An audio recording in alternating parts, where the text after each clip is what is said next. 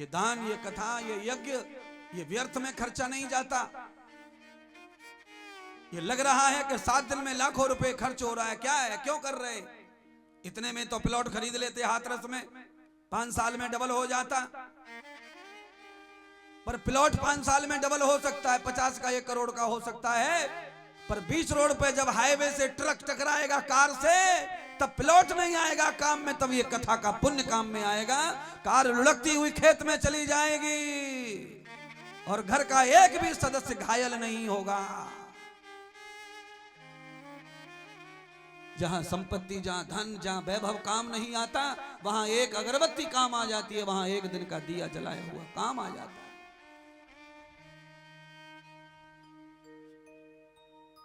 इनका फल ऐसे भोगने में नहीं आता। तुमने आलू बो दिए 5 बोरा और निकले आए 50 बोरा, तो ये तो दिख रहा है कि 5 बो 50 निकालो, पर पुण्य का फल ऐसे दिखाई नहीं देता बंधुओं। पुण्य का फल तब दिखाई देता है जब अचानक कोई संकट घेरता है, अचानक कोई विपत्ति घेरती है, तब पुण्य सामने आते हैं निकल के, तब तुम्हें दिखाते हैं कि ये यज्ञ करना जरूरी था, सेवा करना जरूरी था, साधु को सम्मान देना जरूरी था, न जाने कहां किसकी कृपा काम आ जाए। इसलिए सबके साथ में प्यार का व्यवहार करो, दुलार का व्यवहार करो, किसी से ईर्ष्या करने की जरूरत नहीं है।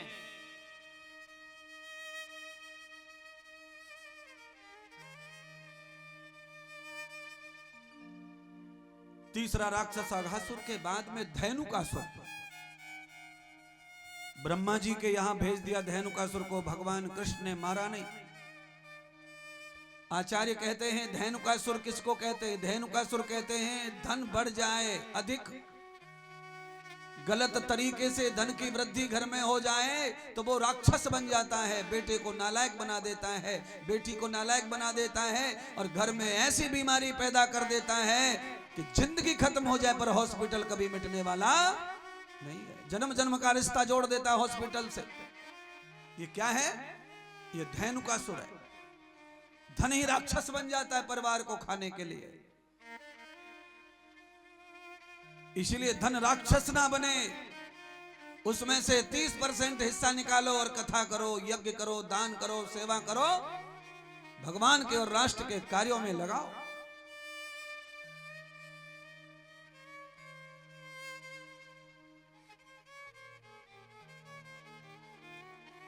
कभी संकट नहीं आएगा, बहुत बड़ी विपत्ति नहीं आएगी बंधुओं। जहां तुम्हारा पैर टूटने वाला, कट के गिरने वाला होगा, वहां पैर के अंगूठे में चोट आकर खेल खत्म हो जाएगा। इतना कम हो जाता है पावर पाप का, दुख का, संकट का। धर्मात्मा बनो, पुण्य आत्मा बनो, सेवा करो। पैर के अंगूठे की चोट झेल ली जाएगी, पर पैर टूट के कट के गिरेगा तो कैसे झेलेंगे? अकाल तो काल बनकर आया था, पर पुण्य के प्रताप से प्राण बच गए। आपने देखा होगा मिलिट्री वाले जो रहते हैं ना, वो स्टील की प्लेट छाती पे लटका लेते युद्ध के समय, पीठ पर और छाती पर दोनों तरफ स्टील की प्लेट, जिसमें राइफल की गोली पार ना हो सके। उस प्लेट को लगाने से काफी गोलियां बच के निकल जाती हैं, टकरा टकरा करके आदमी नहीं मरता है।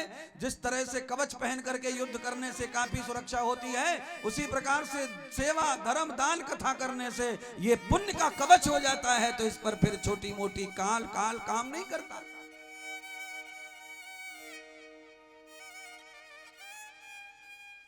मेरे परमात्मा को पता चला कि गैया प्यासी मर रही है।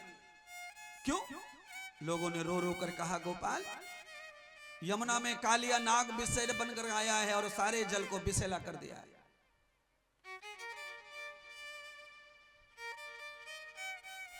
रक्षा करो।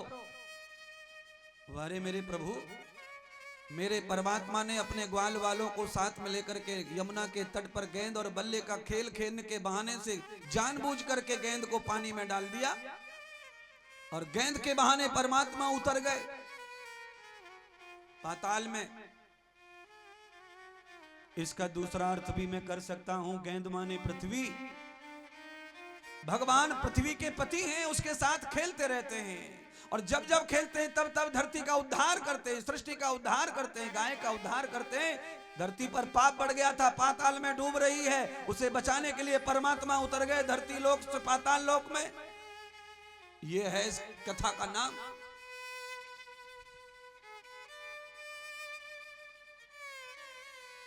तो मुझे लगता है जो धरती तुम्हें आश्रय दे रही है, पाताल में जाए उससे पहले इसे बचाओ।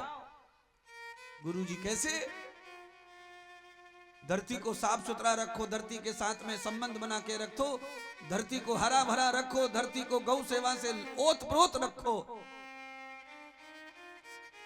धरती पे पाप का बोझ नहीं बढ़ेगा तो ये पाताल में नहीं जाएगा। नाव डूबती तब है जब उसका बैलेंस बिगड़ जाता है। अच्छा बोलो, नाव डूबने के लिए बनाई जाती है कि पार करने के लिए? फिर वो डूब भी तो जाती है ना कभी कभी। क्यों डूब जाती है? इसलिए डूब जाती है उसका बैलेंस ज्यादा हो गया, बिगड़ गया। धरती का बैलेंस बिगड़ेगा, धरती पर बोझ अत्यधिक हो जाएगा। अगर नाव में जाना है 100 टन और रख दिया 200 टन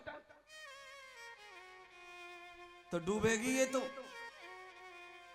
इसीलिए पाप और पुण्य की खेती धरती पे होती रहेगी, होती रही है, कोई बात नहीं है। पर पुण्य का खाता कम हो जाए, पाप का खाता बढ़ जाए तो धरती प्रलय की ओर जाती है, तो हम तुम कहां रह जाएंगे।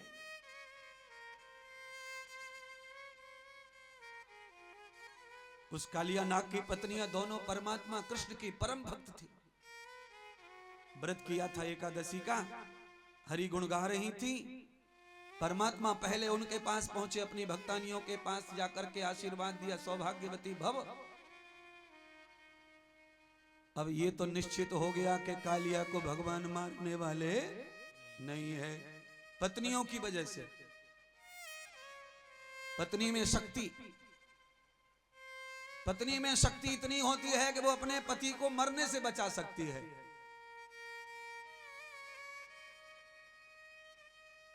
पर उसके लिए उस पत्नी को करना क्या पड़ेगा कि नित्य परमात्मा की सेवा करनी पड़ेगी। इसलिए हमारी बहनों ने कथा सुन रखी है कि फलाना व्रत कर ले पति मरेगो ही ना कबो।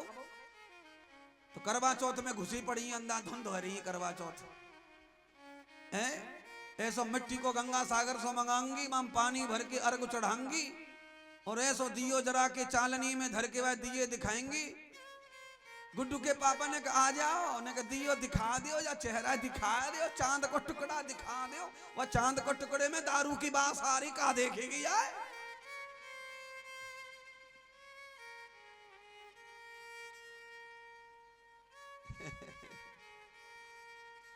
भाई गुरुजी तो गुरुजी है भाई, कहते बहुत जोरदार है।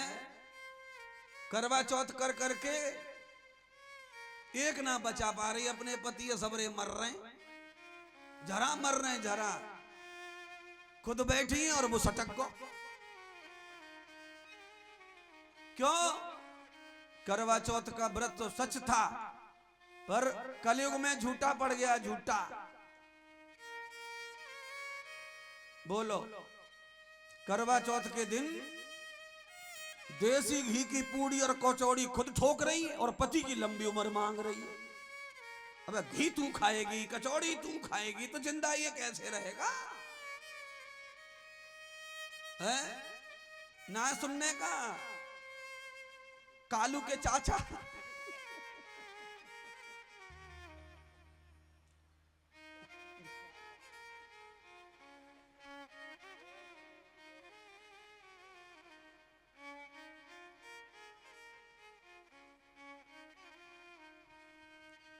ने कहा तरस चले जाओ।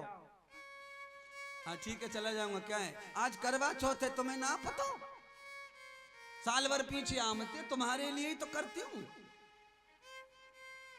पंडित जी ने कहो है कि चूड़ी नहीं लगेंगी, साड़ी नहीं लगेंगी, ब्लाउज नयो लगेगा, श्रृंगार सबरो नयो। 11,500 रुपए को बिल बनो, 7,000 रुपए तनख्वाह मिले जाए और 11,500 में करवा चौथ पड़ी। अब जिंदा रहेगो जी?